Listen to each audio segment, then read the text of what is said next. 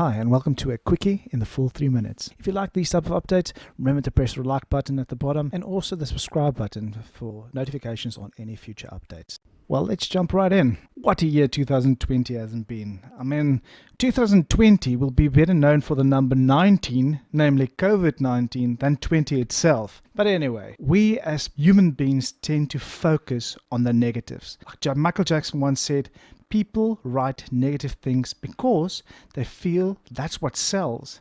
Good news to them doesn't sell. And we've seen this. Yet, lately, slowly but surely, especially from South African companies, we've started to see a change towards a more positive environment for local investors. Let's just take the FTSE JSE All Share, or JSE for example. 26 days in November, at the time of the recording of this Quickie, JSE is already up 12.2%. Now I know, we're just a small fish in a big pond and the whole world is suddenly in a risk-on environment, but South Africa do have that extra oomph this month.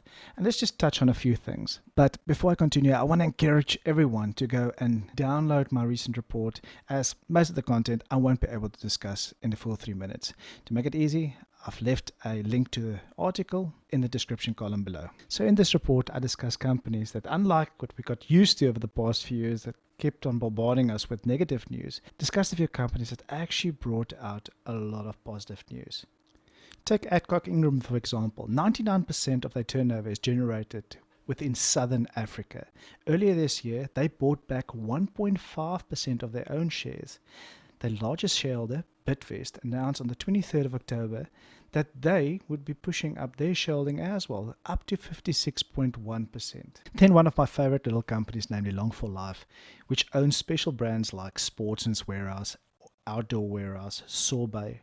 They recently announced that they are buying back 40 million of their own shares. That equates to roughly about 4.7% of their own company. And then one of the bigger headlines came from MultiChoice when they announced on the 5th of October that French media company Channel Plus bought 6.5% of MultiChoice. It, however, didn't take long, because by the 28th of October, they brought another announcement stating that they've actually pushed that up now to 12% of MultiChoice. And then what will a feel-good report be without the South African giant, namely Naspers Prosus?